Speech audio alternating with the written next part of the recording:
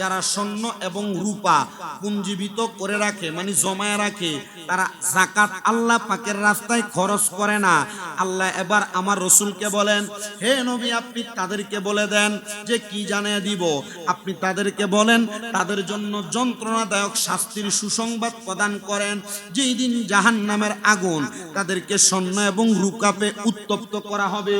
মানে আপনার কাছে যে স্বর্ণ আছে, আপনার কাছে যে রূপা আছে, আপনার কাছে যেই ধন সম্পদ একত্রিত করে জমা করে রাখা আছে, আল্লাহ বলেন হাবিব আপনি তাদেরকে খবর দিয়ে দেন, তাদের কাছে থাকা স্বর্ণ এবং রূপার যাকাত যদি তারা না দেয়, আমি আল্লাহর রাস্তায় যদি বছরে বছরে হিসাব করে খরচ না করে, আপনি তাদেরকে খবর দেন জাহান্নামের খবর। ইয়া রাসূলুল্লাহ, ইয়া হাবিবাল্লাহ, আপনি বলতেছেন জাহান্নামের খবর দেওয়ার জন্য, শুধু জাহান্নামের খবর না, ওগো নবী আপনি তাদেরকে জানিয়ে দেন যেই দিন জাহান্নামের আগুনের মধ্যে স্বর্ণ এবং রূপাকে উত্তপ্ত করা হবে।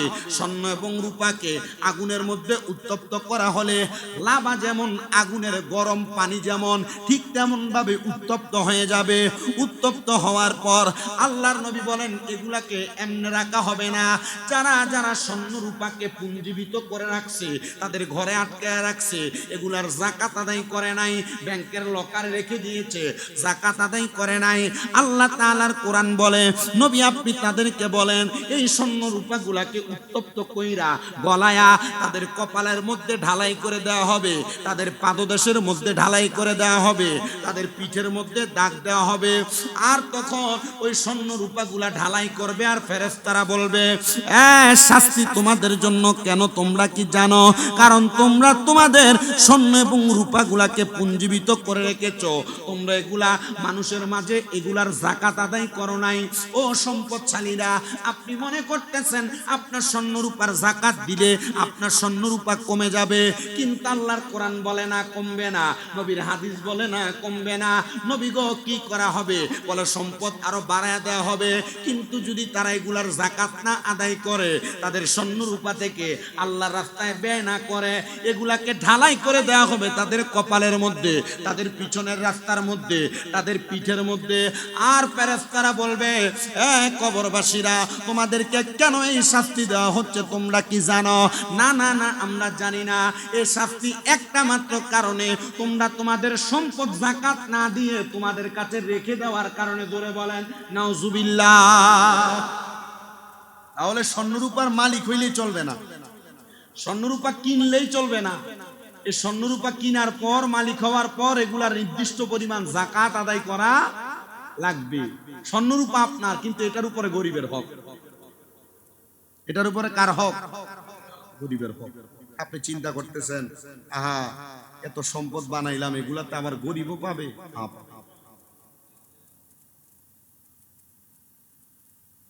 হ্যাঁ, এবার যাদের টাকা পয়সা ব্যাংকে আছে, কোথায় আছে? স্টিলের আলমারিতে রাখা আছে। যাদের টাকা পয়সা অধিক পরিমাণ রাখার পরে এই টাকার যাকাত দেয় না। এতক্ষণ স্বর্ণরূপার কোরআনের আয়াত থেকে বলছি, এখন নবীজির হাদিসে মুবারাকা কি বলে শুনেন। যাদের টাকা পয়সা আছে কিন্তু যাকাত দেয় না, এদের ব্যাপারে আল্লাহর নবীর হাদিস বলেন, হযরত আবু হুরায়রা রাদিয়াল্লাহু তাআলা আনহু থেকে হাদিস বর্ণিত। তিনি বলেন আমার নবী ইরশাদ করেছেন যে কি, মান আতাহুল্লাহু মালান ফালাম ইউয়াদ্দি যাকাতাহু মুসিলা লাহু মালুহু ইয়াউমাল কিয়ামাতি সুজাআন আকরা লাহু জাবিবাতানি ইউতাউইকুহু ইয়াউমাল কিয়ামাতি সুম্মা ইয়াখুযুহু বিলিহিজি মাতাইহি ইয়ানি সিদকাইহি সুম্মা ইয়াকুলু আনা মালুকা আনা কানজুকা সুম্মা তালা ওয়ালা তাহসাবান্নাল্লাযীনা ইয়াবখালুনা বিমা আতাহুমুল্লাহু মিন ফাদলিহি হুয়া খায়রাল লাহুম বাল হুয়া শাররুল লাহুম সায়ুতাওয়াকুনা মা বাখিলু বিহি ইয়াউমাল কিয়ামা। আল্লাহু আকবার। জোরে বলবেন না? আল্লাহর নবীজির উম্মতের মধ্যে, আল্লাহর বান্দার মধ্যে যারা টাকা পয়সার মালিক, যারা যাকাত দেয় না, গরিবের হক আদায় করে না, আপনারা যারা এখানে আছেন একটু মনোযোগ দিয়ে শুনবেন। যে যত টাকার মালিক হন হিসাব করে 1 লক্ষ টাকায় 2,500 টাকা যাকাত আদায় করে দিবেন বছরে একবার, দেখবেন আপনার সম্পদ বাড়বে, কবরও শাস্তি পাবেন না, দুনিয়া তো শাস্তি পাবেন না। যে হাদিস আমি পড়লাম ওই হাদিসে আল্লাহর নবী কি বলেন একটু শোনেন। নবী আমার বলেন, যাকে আল্লাহ পাক সম্পদ দান করেছেন কিন্তু সে তার যাকাত আদায় করেনি, কিয়ামতের দিন তার মালকে টাক পরা একটা সাপে রূপান্তর করা হবে। টাক পরা মানুষ যেমন একটা সাপ বানানো হবে, ঠিক তেমন আপনার সম্পদকে একটা সাপে রূপ দেওয়া হবে। নবী বলেন শুধু সাপে রূপ দেওয়া হবে না, যেই সাপের চোখের উপরে 2টা কালো কালো দাগ থাকবে। আগের একবার রমজান মাসে যাকাতের ওয়াজ করতে যে বলছিলাম, হলুদ দাগওয়ালা হলুদ চোখওয়ালা একটা সাপ, এখার এই হাদিসে বলতেছে চোখের উপরে কালো 2টা দাগ থাকবে। শুধু কালো দাগ থাকবে না, নবী আমার বলেন এটার গলার মধ্যে কিয়ামতের দিন বেরি স্বরূপ লটকায়া দেওয়া হবে। যেই সম্পদওয়ালারা যেই টাকাওয়ালারা যাকাত আদায় করে নাই তার সম্পদকে টাকওয়ালা একটা সাপ বানায়া চোখের উপর কালো রঙের দাগ দিয়া আল্লাহ তাআলা যেই ব্যক্তি যাকাত আদায় করে নাই ওই ব্যক্তির গলার মধ্যে ওই টাকওয়ালা সাপটাকে ঝুলাইয়া দিবে।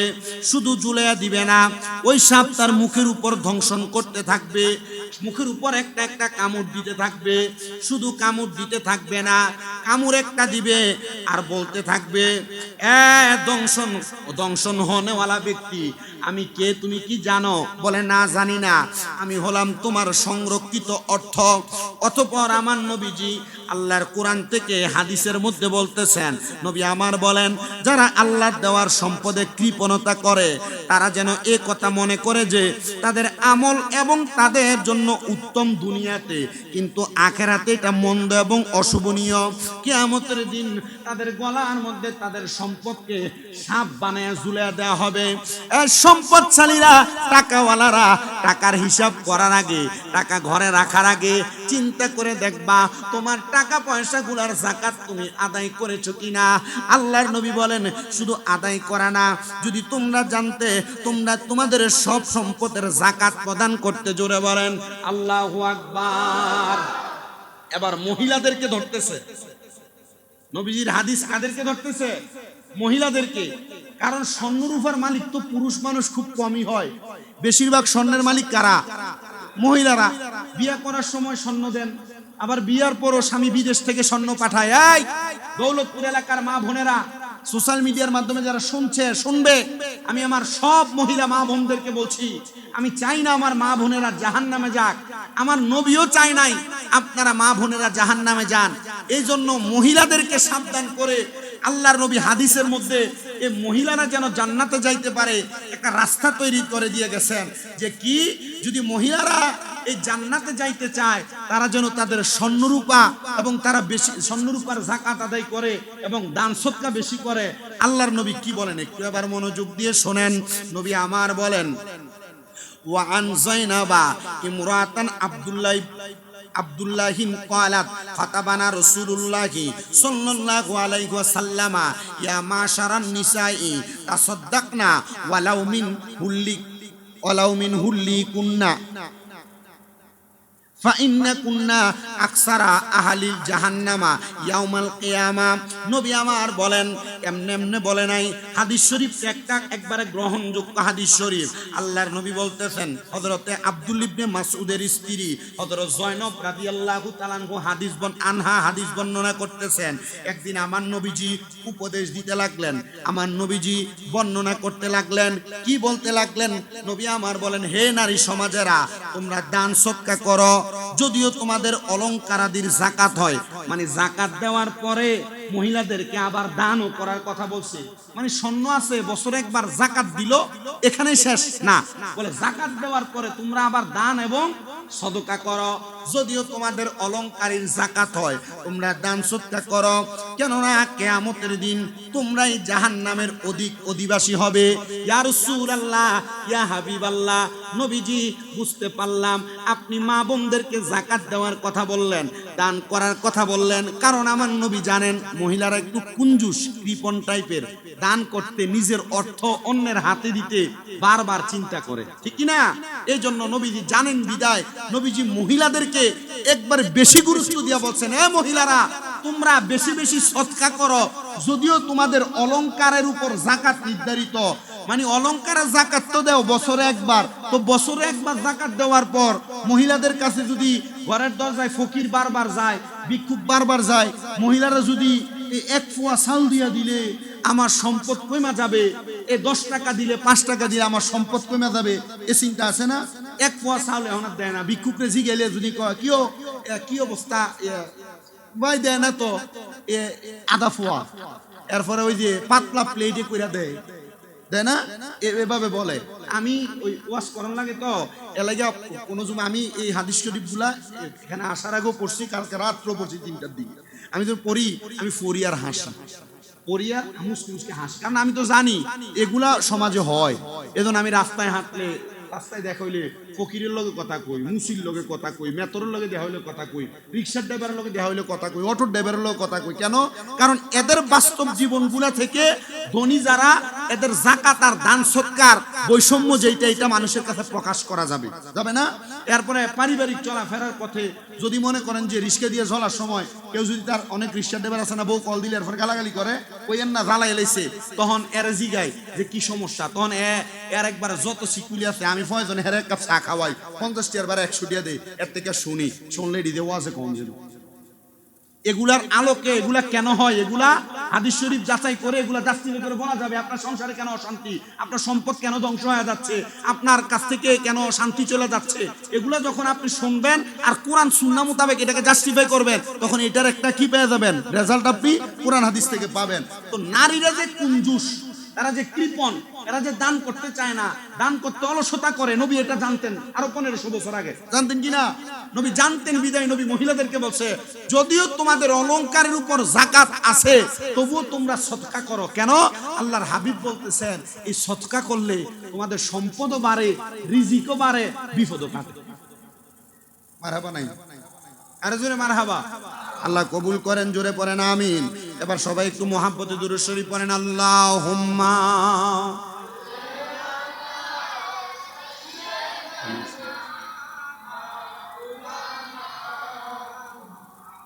ওয়া আলা আলি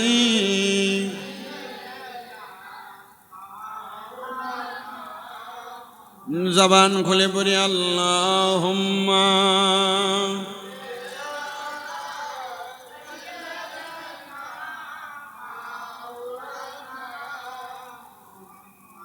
وعلى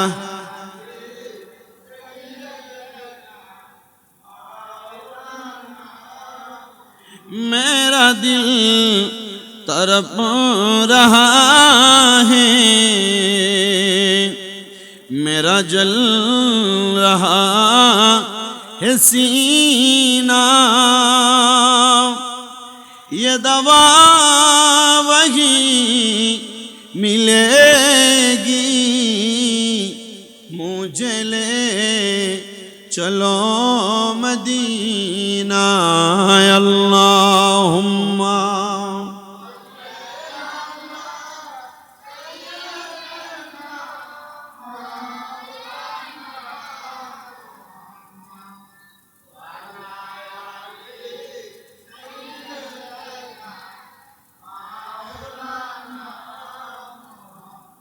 প্রতারণা যারা করে, কি করে?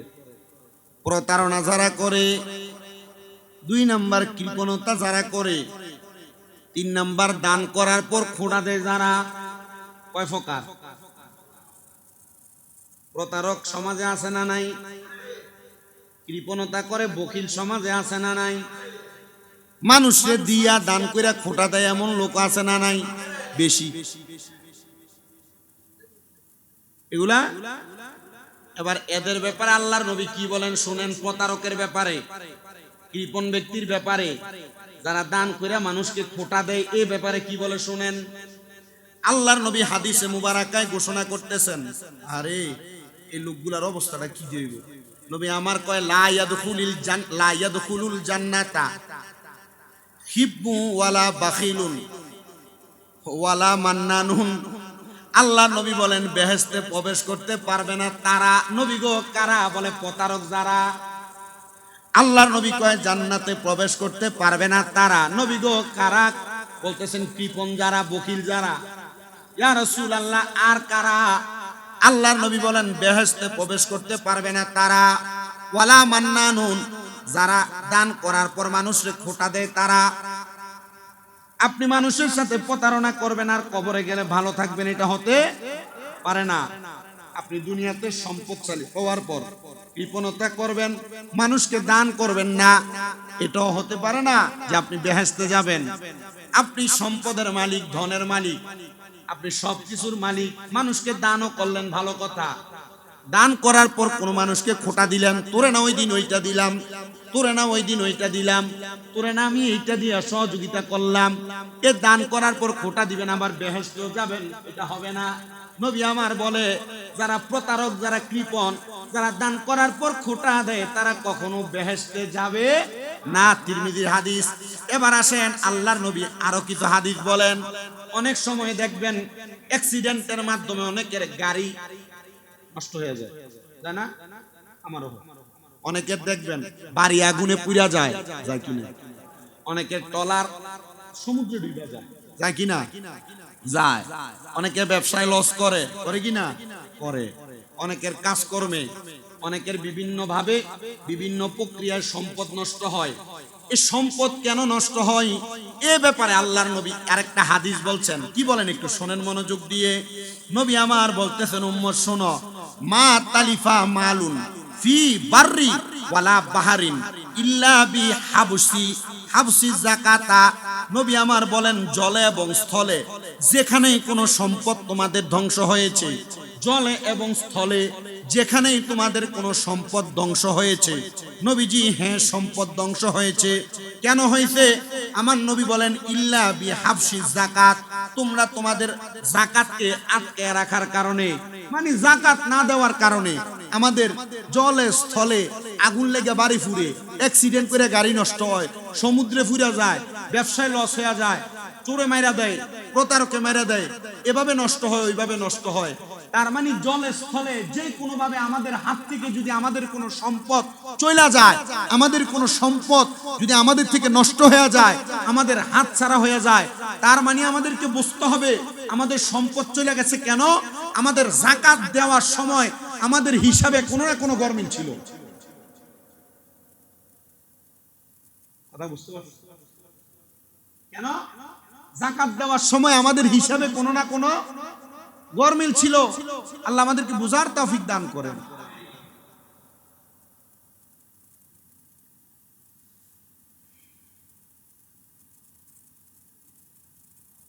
এবার যাকাত না আদায় করলে আল্লাহ তাআলা কি করেন একটু মনোযোগ দিয়ে শুনেন।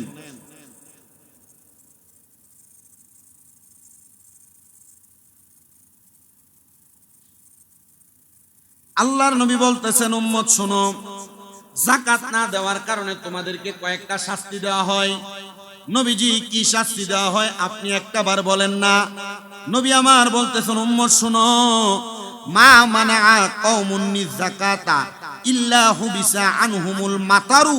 নবী আমার বলতেছেন উম্মত, যে সম্প্রদায় যাকাত আদায় করে না, যাকাত দেওয়া থেকে বিরত থাকে, আল্লাহ তাআলা তাদের থেকে বৃষ্টিপাত বন্ধ করে দেয়। যারা যাকাত দেয় না তাদের কাছ থেকে আল্লাহ তাআলা কি করেন? বৃষ্টি বন্ধ করে দেন। নবীজি মদিনাতুল মুনাওয়ারা থেকে বের হলেন, আনাস ইবনে মালিক রাদিয়াল্লাহু তাআলা আনহু দাঁড়ানো। এক সম্প্রদায়ের গোত্রের প্রধান আয়েশা নবীকে বলেন, ইয়া রাসূলুল্লাহ আপনি আমাদের সম্প্রদায়ের জন্য দোয়া করেন। দেখবেন আমাদের এলাকায় বৃষ্টি হয়, এদিক দিয়ে বৃষ্টি হইলে ওই দিক দিয়ে বৃষ্টি হয় না, এমন হয় না? কুমিল্লাতে বৃষ্টি, রংপুরে বৃষ্টি নাই, হয় না? ঢাকায় বৃষ্টি, চট্টগ্রামে বৃষ্টি নাই, হয় না? কুমিল্লায় বৃষ্টি, আবার নোয়াখালী বৃষ্টি নাই, এমন হয় না? আবার নোয়াখালী বৃষ্টি, কুমিল্লা বৃষ্টি নাই, এমন হয় না?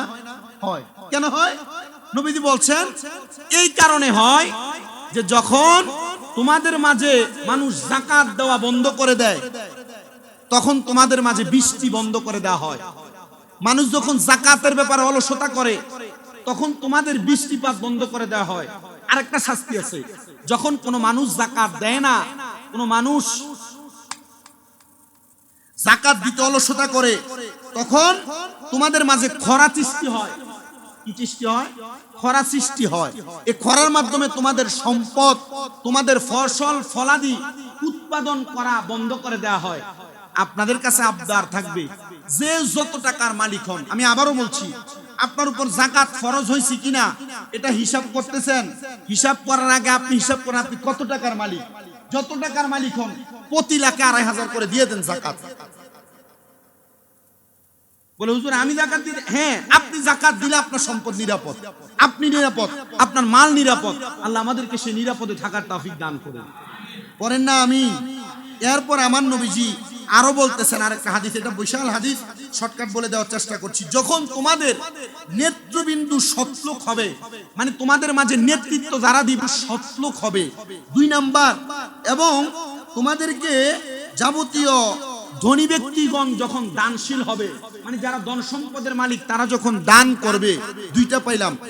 এই দান করার পর তোমাদের যাবতীয় সমস্যাগুলো পরস্পর পরামর্শের ভিত্তিতে সমাধান থাকবে। মানে আমাদের কোনো সমস্যা থাকলে এগুলো সমাধান হবে। ১ নাম্বার, আমাদেরকে যারা নেতৃত্ব দিবে তারা যদি ভালো হয়। ২ নাম্বার, আমাদের সমাজে যারা সম্পদশালী তারা যদি দানশীল হয়। আর আমাদের মধ্যে কোনো সমস্যা থাকলে এই সমস্যাগুলো যদি পরামর্শের ভিত্তিতে সুন্দর হয়, নবী বলেন তখন জমিনের উপরের অংশে আল্লাহ তাআলা উত্তম হিসেবে গ্রহণ করাইয়া দিবেন মানুষের কাছে। কিন্তু যদি তোমাদেরকে যারা নেতৃত্ব দিবে তারা যদি দুশ্চরিত্রের হয়, কি চরিত্রের হয়? দুশ্চরিত্রের হয়। তোমাদের মধ্যে যারা নেতৃত্ব দিবে তারা যদি কুস্বভাবের হয়, জুলুমবাজ হয়, দখলদার হয়, অত্যাচারী হয়, ওই মানুষগুলা যদি হয়, তখন দেখবে তোমাদের ধনীরা দান করা বন্ধ করে দিব। ধনীরা কি করা বন্ধ করে দিব? দান করা।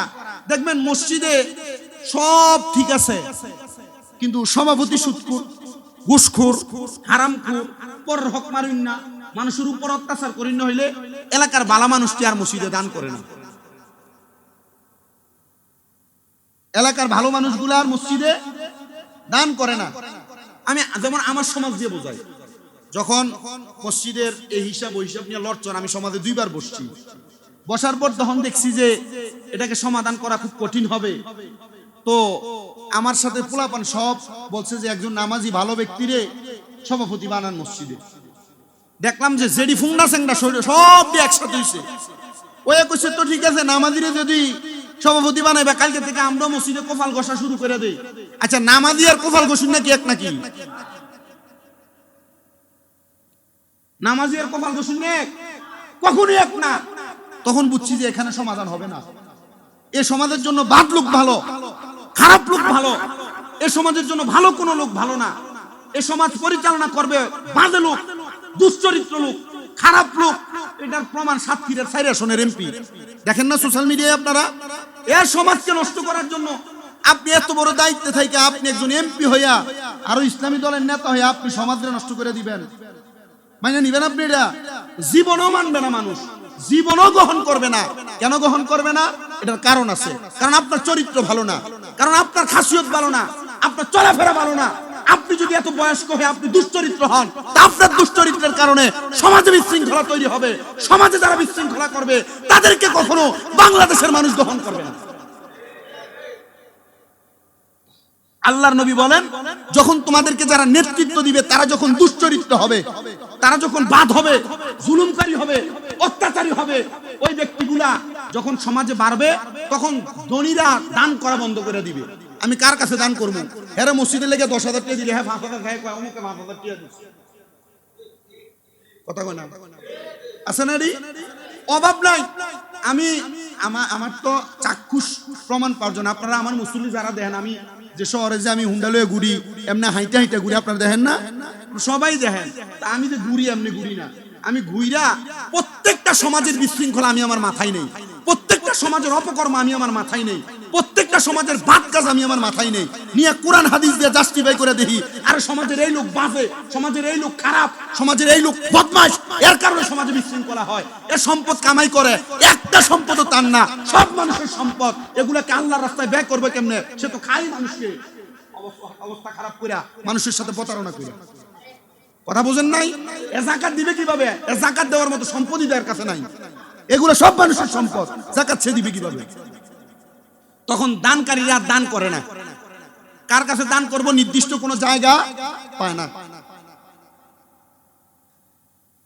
তখন বলতেছে ধনী শ্রেণীরা তখন কৃপণ হয়ে যাবে, স্বার্থপর হয়ে যাবে, তখন সে তার নিজের চিন্তা করবে।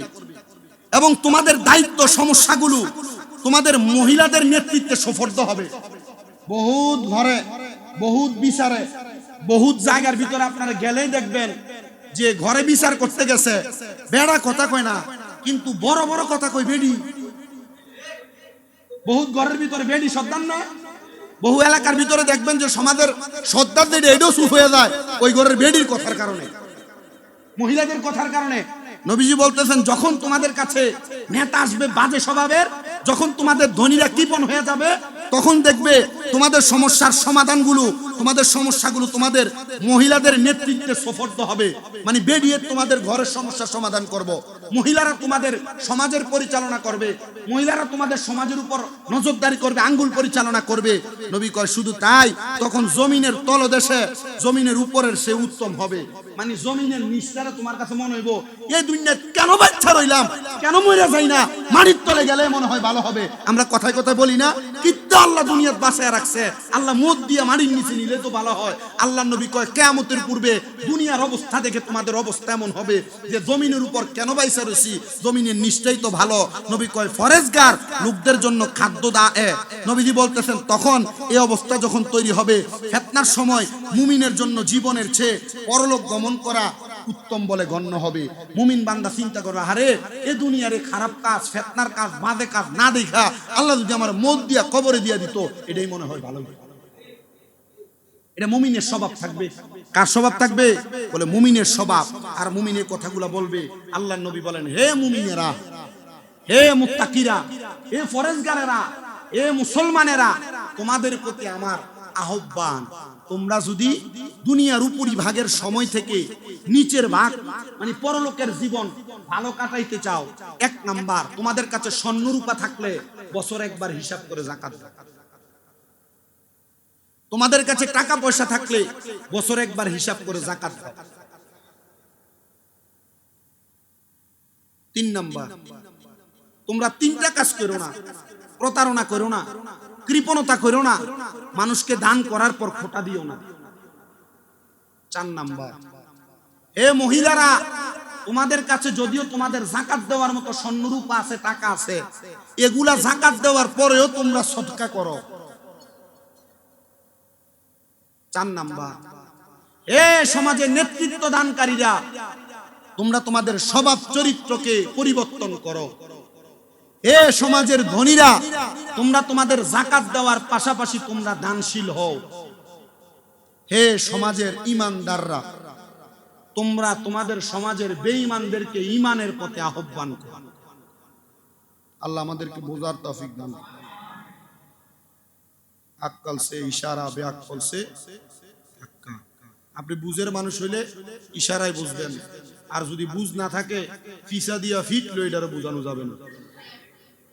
কথা কি ঠিক? ঠিক হইলেও ঠিক, আপনি না কইলেও ঠিক। কারণ যেই ব্যক্তি বেবুঝ, এরা বুঝাইলে বুঝবো।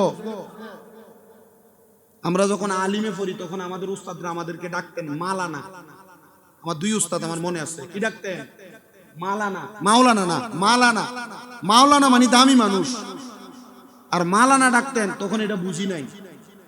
তো একদিন এক হুজুর আরেক হুজুরের সামনে আমারে ডাক দিছে, মালানা এদিকে। আমি কই জি হুজুর, জি। সামনে যাওয়ার পর হুজুর কইছে নে কিতাবটা নিয়ে রাইখা আসার পর যে হুজুরের সামনে ডাক দিছে, হুজুর কয়, এই তোর যে মালানা কয়ে ডাক দিল, তুই যে জবাব দিলি, তুই বুঝছিস তোরে কিতা কইছে? আমিও মাথাত রাখছি, মালানা কইছে, মাওলানা কইছে না মালানা কইছে, এটা আমার মাথাত নেই। তোর তো মাওলানা কইছে না, তোর তো মালানা কইছে।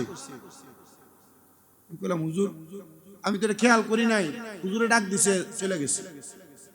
আর বেটা মালানা মানে হলো মা মানি না, আরবিতে ব্যাকরণে কি বলে? মা মানি না, লা মানি না, না মানি না।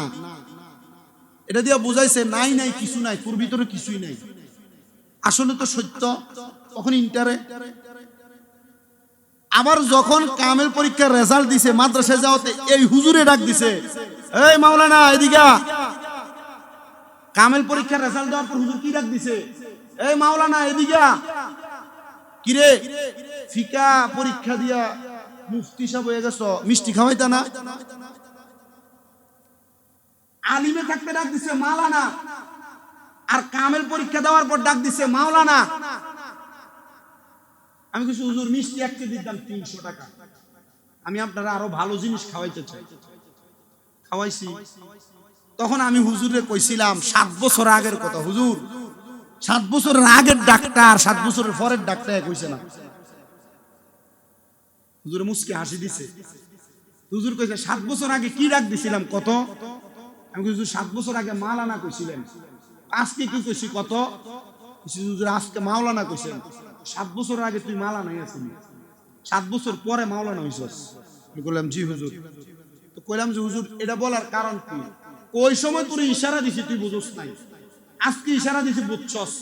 এ মাওলানা আর মাওলানার মাঝখানে কেউ তোরে বুঝাইছে মাওলানা আর মাওলানার ভিতরে পার্থক্য আছে। দুশ্চরিত্র নেতা, সম্পদশালী কিন্তু দান করে না, ব্যাককল বারবার বুঝাইছে বুঝে না, কিন্তু হঠাৎ করে ভালো হয়ে গেছে। তার মানে সে না বুঝা, ব্যাককল থাকা আর বুঝা, এর মাঝখানে বুঝেন না কেউ একজন আসিল। আমি ওয়াজে কয়ে দিয়ে গেলাম, যে বুঝছে না এরপর আপনার সাথে পার্সোনাল দেখা হইলে হেরে বুঝাই দিয়ে। আসসালামু আলাইকুম ওয়া রাহমাতুল্লাহি ওয়া বারাকাতুহু।